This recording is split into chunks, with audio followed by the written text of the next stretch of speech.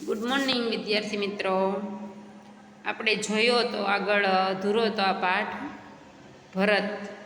આગળના પીરિયડમાં આપણે જોતા હતા ને ભરત. તો હવે આપણે આગળ જોઈએ કે ઋષિકુમાર નથી તો કોણ છે, એના વિશે તપસ્વીની વિગતી આપે છે કે ઋષિકુમાર નથી તો એ કોણ છે. એના માટેના પ્રશ્નનો આપણે જોઈએ આગળ. क्या तो इसलिए हुआ कि बालक की ओर तुम्हारी सूरत भी मिलती है और तुम्हें भी जाने बिना इसके तुम्हारी बात मान ली. એ કે એટલે માટે નવાઈ લાગે છે મને કે આ બાળક છે એની સુરત અને તમારી સુરત બંનેની એક લાગે છે, એક સરખો ચહેરો લાગે છે. અને બીજું કે તમે એની વાત જેવી તમે મૂકી દેવાનું કીધું સિંહ શાવકને એટલે તારું તેણે છોડી દીધો અને તમારું એણે માન્યું એટલે મને કંઈક નવાઈ લાગે છે. दुष्यंत, हे तपस्विनी, जो यह ऋषिकुमार नहीं है तो किस वंश का है? जो ये ऋषिकुमार न हो तो ये एनो वंश कयो छे? આપણે જે કાસ્ટને કહેતા હોય ને, જે પહેલાંના લોકોમાં રાજા મહારાજાઓના વંશ હતા, જે રાજ્ય હોય ને यह पूर्ववंशी है. એટલે દુષ્યંત, इसलिए उसकी सूरत मुझसे मिलती है. એટલે કે હા કે તો પૂર્વવંશી હોય ને તો એનો ચહેરો મારા જેટલો મારા જેવો હોય, કારણ કે અમે पूर्ववंशी છીએ એમ. पूर्ववंशियों में यह रीति तो निश्चित है कि युवावस्था में वे महलों में रहकर पृथ्वी की रक्षा और पालन करते हैं और वृद्धावस्था आने पर वह जितेंद्रिय तपस्वियों के आश्रम में वृक्षों के नीचे कुटी बनाकर रहते हैं. देवता जैसी शक्ति वाला यह निडर और असाधारण बालक मनुष्य का पुत्र भला किस प्रकार होगा?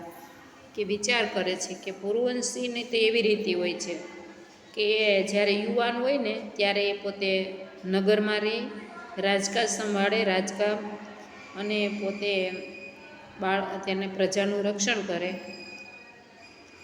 જ્યારે વૃદ્ધ થઈ જાય ત્યારે જીતેન્દ્રિય એટલે પોતે પોતાની ઇન્દ્રિયોને જીતે અને તપસ્વીનો વેશ ધારણ કરી લે અને આશ્રમમાં જઈને કોઈ વૃક્ષ નીચે કુટી બનાવી અને ત્યાં રહેવા લાગે. તો આ બાળક જો ઋષિનું ન હોય અને પૂર્વવંશીનું હોય તો આવી રીતે અહીંયા પહોંચ્યું કેમ, આવ્યું કેમ?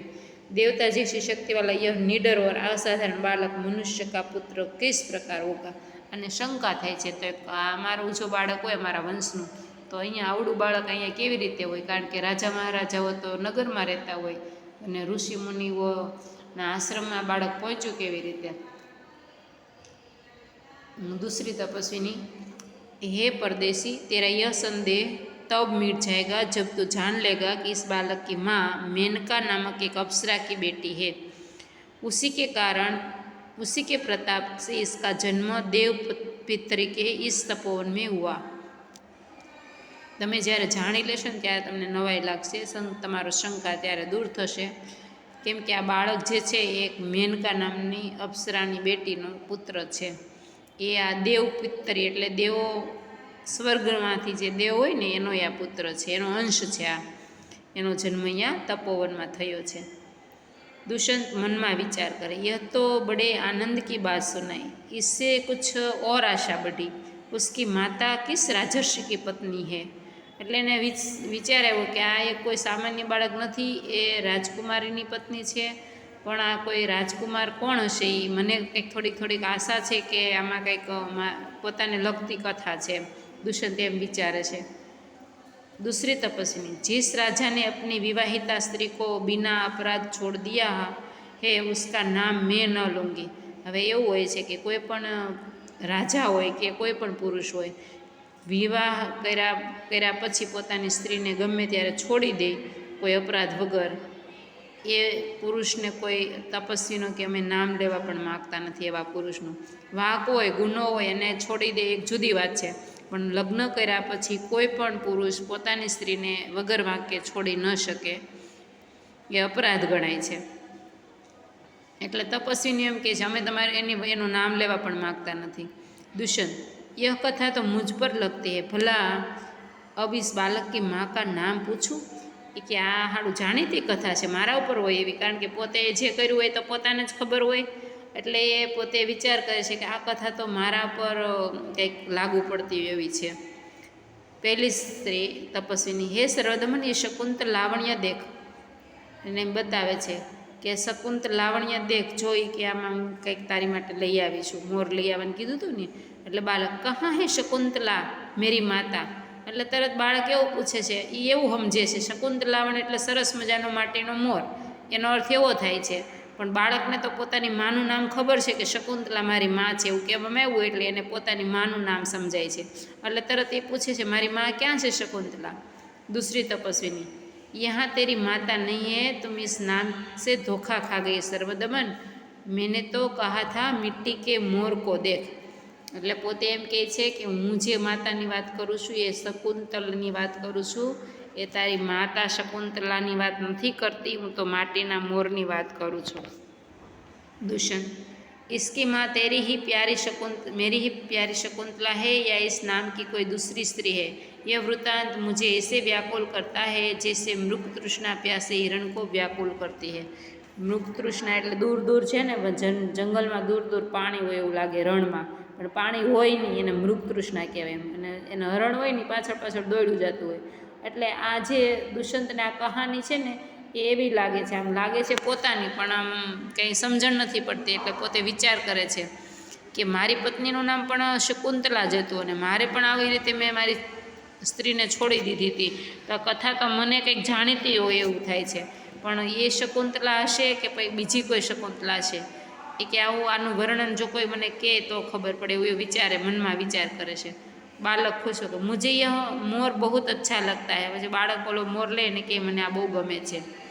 તપસ્વી, ઓહ બાલક કી બાહ સે રક્ષાબંધન કहाँ ગયા? બાળકને બાહો પર હાથે રાખડી બાંધેલી હોય છે, એટલે એ પૂછે છે કે એ રક્ષાબંધન ક્યાં ગયું, રાખડીનો દોરો ક્યાં ગયો? ત્યાં દુષ્યંત, घबराओ मत, जब यह नहर से खेल रहा था तब इसके हाथ से गिर गया था, सो वह पड़ा है, मैं उठाकर तुम्हें दे देता हूँ. એટલે કે તમે ચિંતા ન કરો, એ જેનાથી રમતો હતો એ ખૂબ દૂર પડ્યું છે અને હું તમને લાવીને આપું છું. પોતે લેવાઈ જાય છે ને તરત લઈ પણ લે છે. એટલે પહેલી તપસ્વીની, અરે અરે મત ઉઠાવો, ઇસે મત છૂના. એટલે તરત જ જે ઓલો ઉઠાવી લે છે ત્યાં પોતે તપસ્વીની કહે છે કે તું મૂકી દે, એને ઉઠાવીમાં રહેવા દે. दूसरी तपस्विनी, ओह इसने तो उठाई लिया. त्यार बीजी तपस्विनी કે અરે રે આને તો ઉઠાવી પણ લીધું, હવે શું કરશું? दोनों एक दूसरे को आश्चर्य से देखते हैं. ત્યાં દુષ્યંત આવી જાય છે. यह लो, परंतु यह कहो कि तुमने मुझे इसे उठाने से क्यों रोका था. કે એ તો બરાબર છે, તમે મને જ્યારે હું આ ધાગવા લેવા ગયો, રક્ષાબંધન મારી પાસે લીધું તો તમે મને રોક્યો કેમ? શા માટે મને रोक्यो? दूसरी तपस्वी, इस रक्षाबंधन का नाम अपराजित है. कि आ जे राखड़ी है एनु नाम है अपराजित. जिस समय इस बालक का नामकरण हुआ था तब महात्मा मरीचि के पुत्र कश्यप ने यह धागा दिया था. इसका गुण है कि कभी यह धरती पर गिर पड़े तो इसे बालक के माता पिता को छोड़कर इसे कोई दूसरा न उठा सके. कि आ रक्षाबंधनનું નામ अपराजित છે. એ જ્યારે જે સમયે નામકરણ થયું ત્યારે મહાત્મા મરીચીના પુત્ર કશ્યપે એને આ જે ધાગો તો આપ્યો, એનો ગુણ એવો છે કે ક્યારેય પણ ધરતી ઉપર એ પડે તો માતા પિતા વગર એ ઉઠાવી ન શકે, એટલા માટે તમને એ ઉઠાવવાની ના પાડી હતી, એવું એ બંને કહે છે. તો તમને જો કોઈ ઉઠા લેતો, કે કદાચ કોઈ ઉઠાવી લેતો तो यह तुरंत सांप बनकर उसे डसता है. कि जो ये कदाच उठावा जाए तो सांप बन करड़ी जाए.